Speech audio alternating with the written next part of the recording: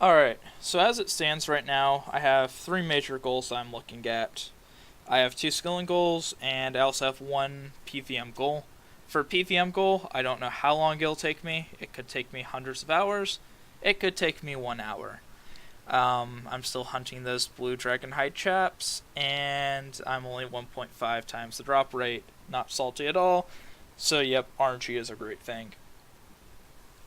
So for the first skilling goal, it's probably going to take me about 150 to 200 hours to achieve the whole thing. I'm looking at getting 99 range, and I'll be doing that basically how any other account would do it, by chinning. So I won't be doing it in the Monkey Madness 2 tunnels, but I will be doing it over here.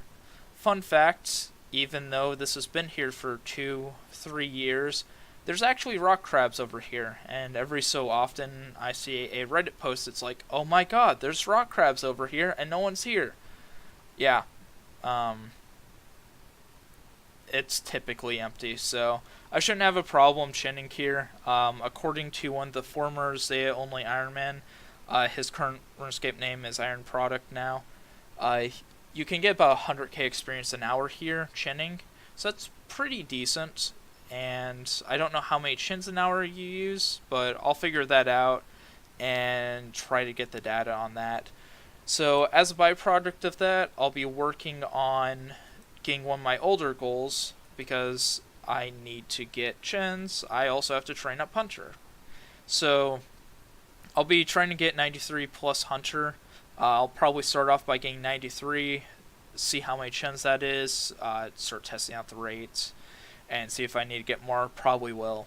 It's whatever. But 93 Hunter, as you all know, Dragon Implings give glory, so I'll get that eventually. I probably won't actively hunt Dragon Implings because they are a pretty rare spawn, even though like there's a pretty good hotspot where I was hunting them, but I'm not going to actively hunt them. So the second goal that I'm looking at is about a 200 to 250 hour goal. Yeah, it's a pretty hefty one, and it is getting 77 rune crafting. So blood runes, pretty nice thing to have. Basically an unlimited source of wave spells, and if they ever do the Arceus spellbook rework that they've talked about and keep putting on the back burner, they'll probably be useful too. So 77 rune crafting is going to require me to get 73 agility for the shortcuts. And it is this one, the Arceus Ascent Western Descent. This one is actually a pretty vital one. I don't need it, but, well, I do need it. There's the 69 one that's right here, and then the level 73 one is the one that takes you from here to here. So that basically shaves off like 30 seconds a trip or something, because you'd be surprised how long it takes to run around here. So as a side product, and it's not like a huge thing, but I will get a ton of crafting experience and a ton of mining experience from doing blood runes. The only Zeah Ironman that's done it so far, he's currently on hiatus, but Zeah Leeson, he's gotten a ton of crafting experience and mining experience. I think going from 77 to, it was 86, the equivalent of 100,000 blood runes, I think he gained like 55 to 64 or something. It was pretty hefty. So those are the two skilling goals, and then the PVM goal is rates. Well, I'm going to first start off simple, and I am going to be getting one item. Whatever one happens I happen to get first, that's what I'm going to go for. If I get it early, I'll probably revise it, and it'll depend what I get. So if I get like the Arcane Prayer Scroll, then I'm going to try and go for a Dex. If I happen to get a Dragon item or something, I am going to go for like a Dragon Hunter Crossbow. Or if I get the Dragon Hunter Crossbow, I'm going to try to go for a Dex. It just depends on how the RNG falls. If I get Dragon Throne Axes, I'm going to cry because I won't be the first, say, only Ironman item, and those are the most useless things in the world for pretty much everything. Yeah, I don't know anything except for peers. Uh, Fun fact: there's been one raids item for Zeah only Ironman. It was Dragon Throne Axis. Yeah, ask Zeah Slave about that one. So those are 3 goals I'm looking at. I probably won't be able to complete all 3 goals before major stuff comes out. I'm about ready to talk about the updates and what those entail, what they unlock for Zeah only Ironman. Um, yeah, there's a lot on my plate for these 3 goals alone, so that's what I'm gonna leave it at for now. Once the updates come out, I'll reevaluate where I'm at for the goals that I currently have set, but that's where it stands in regards to all of that. Alright, so if you haven't been living under a rock, you probably know that Zeah is going to get an insane amount of updates and a rework and all of this stuff. So I'm going to be talking about the updates in regards to what they announced at Runefest, and I'll also be talking about the Hasidius House rework, the key things that it brings to a Zeah only Ironman, and all of the cool stuff along with that. So if you don't really care to listen to me talk about this, I will post the links to both of these dev blogs below.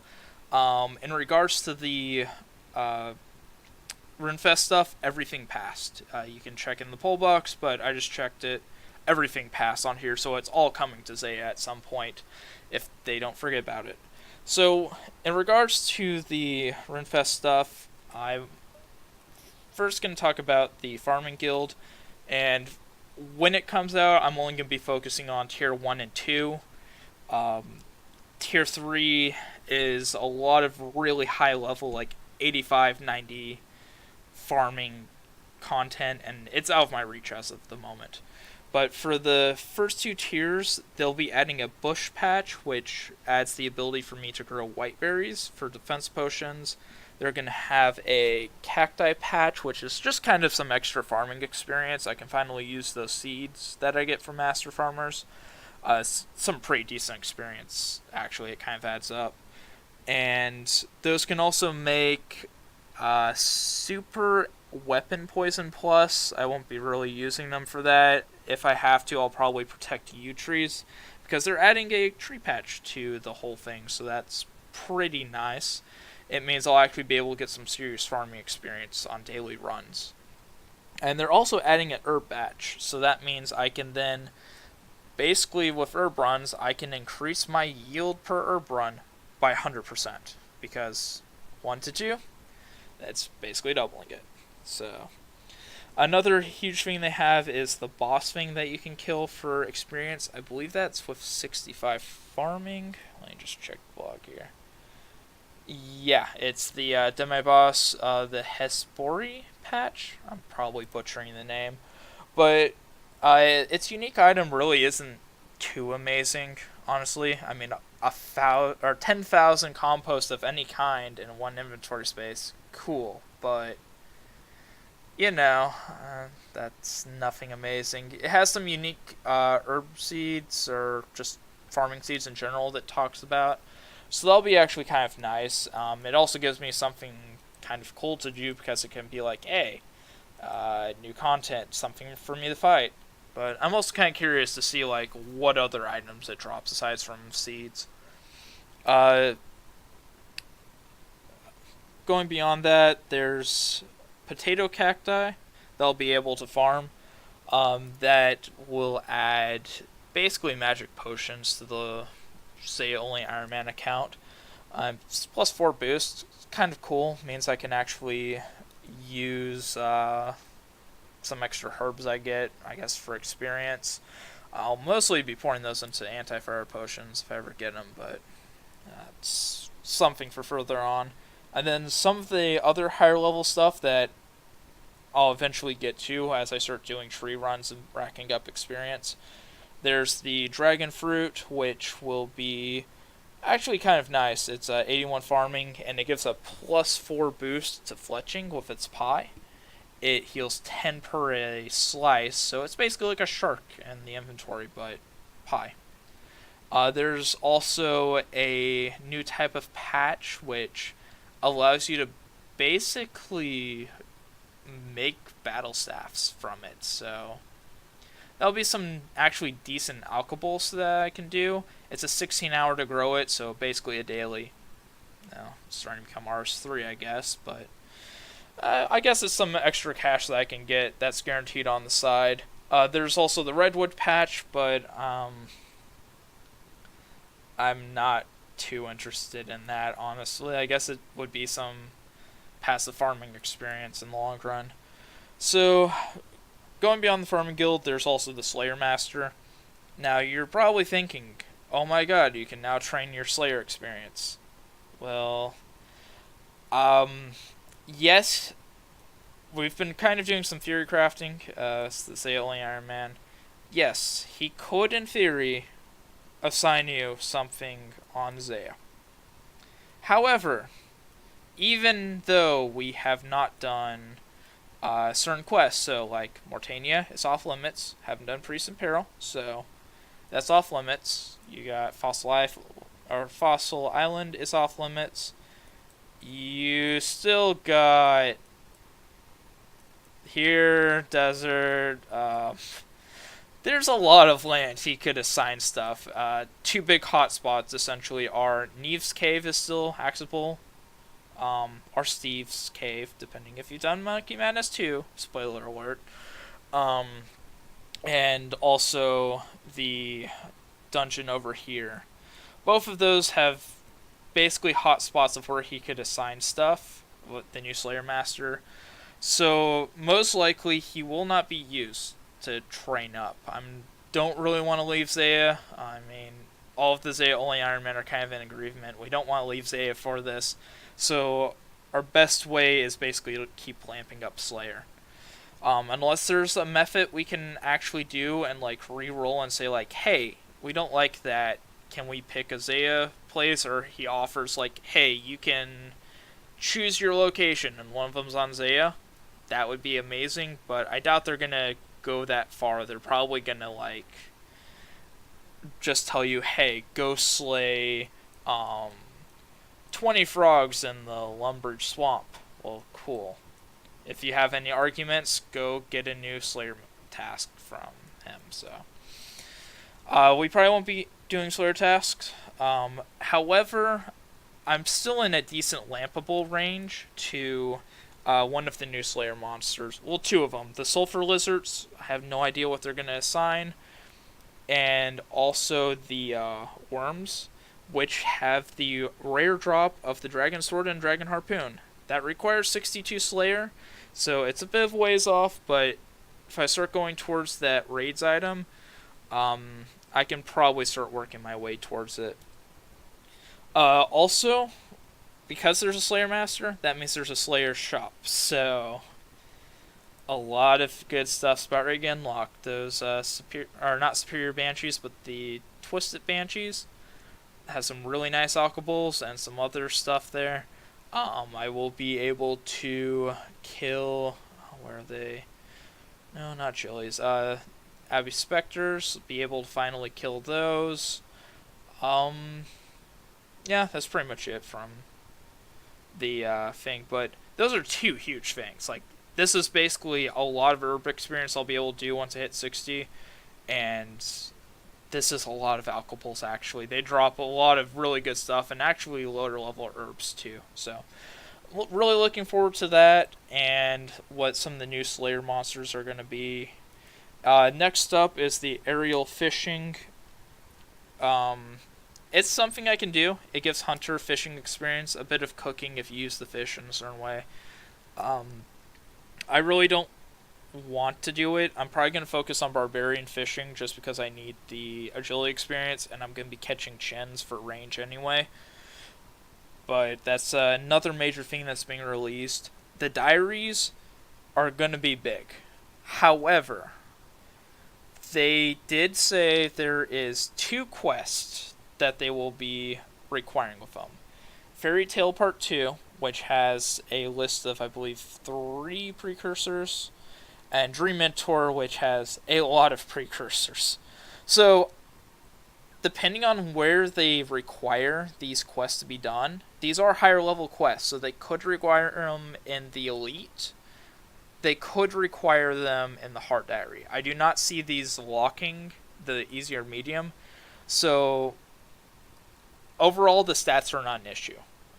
Looking at them, the stats really aren't an issue, and I have most of them already, which is pretty nice. So that basically means I should be able to do the easy and medium diaries. That's 10,000 Slayer experience, which is so nice.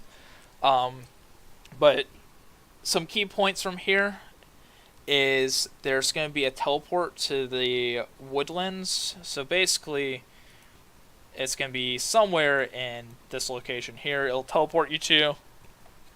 I guess it's kind of nice to get to Land's End. If I can get the hard diaries done, then I'll get unlimited. If I can only get the mediums, it'll be 5 a day. If I can also get the hard done, it means I get 3 teleports to the Brimstone place, but, I mean, I guess that's kind of cool. So the other thing is, with medium, I have free access to the Crab Claw Island. I'm kind of going to use my old locations. That's, I guess it's another alternative, so like, a lot of people don't use that place on the higher total level worlds, so I can use the 4 spots pretty easily there.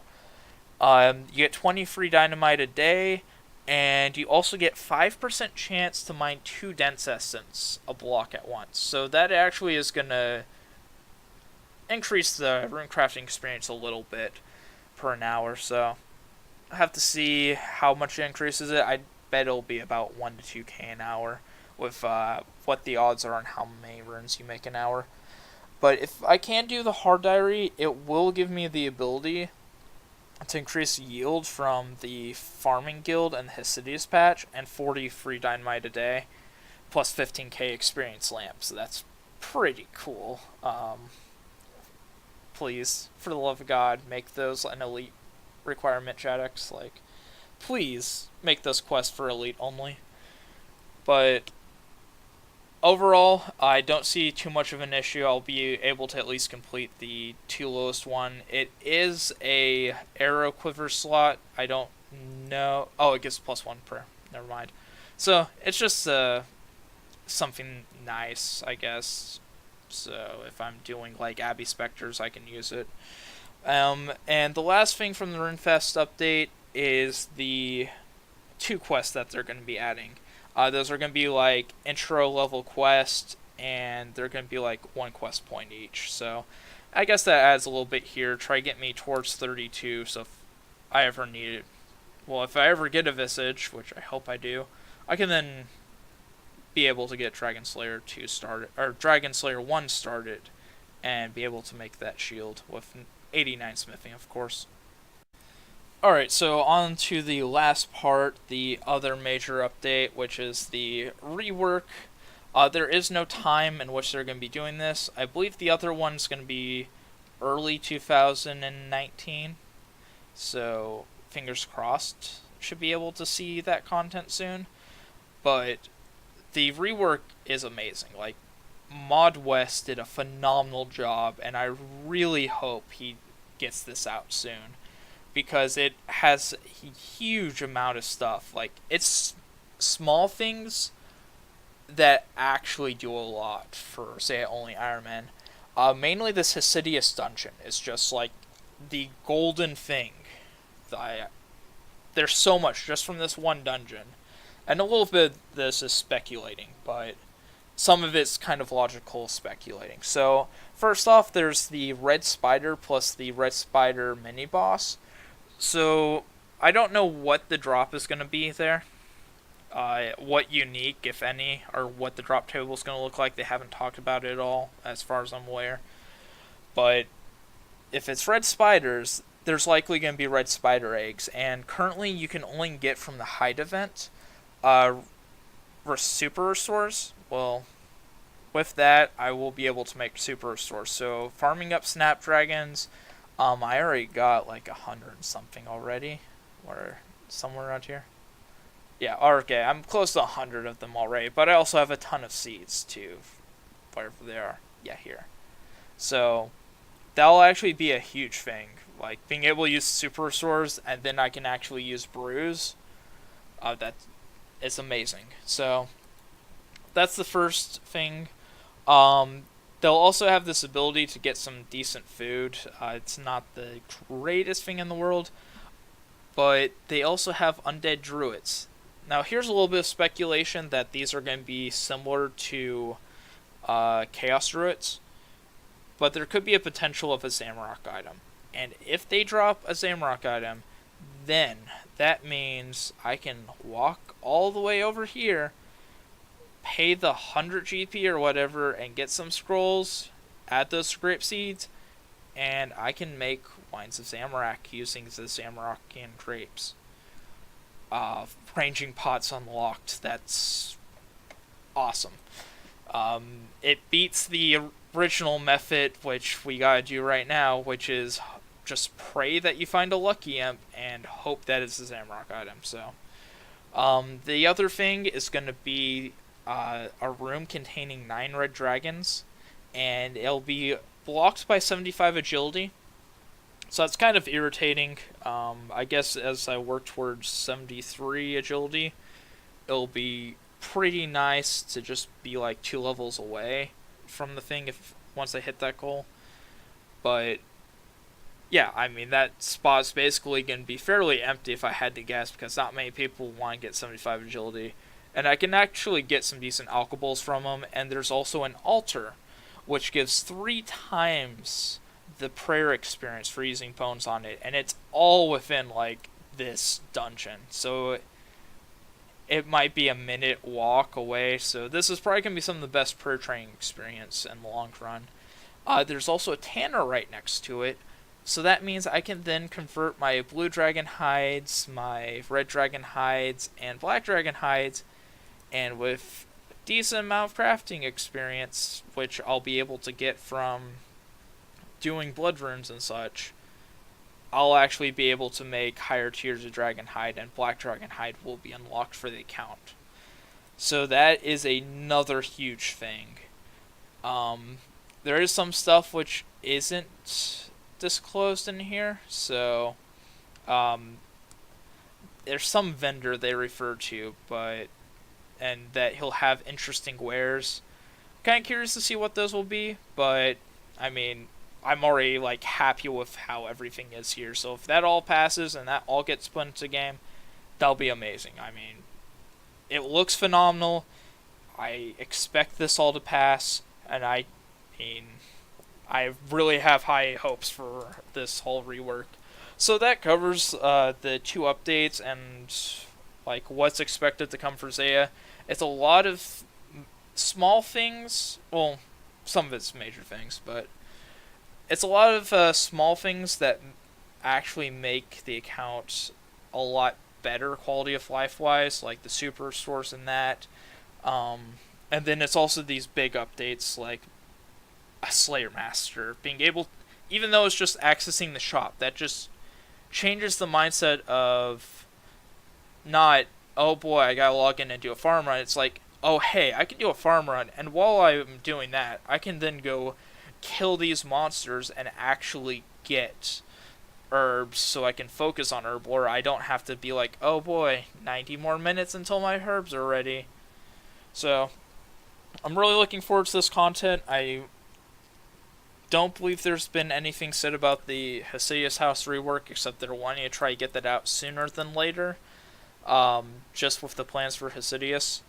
I'll be posting both of the dev blogs that I'm referring to in the description below, and I hope to get the next episode out fairly soon.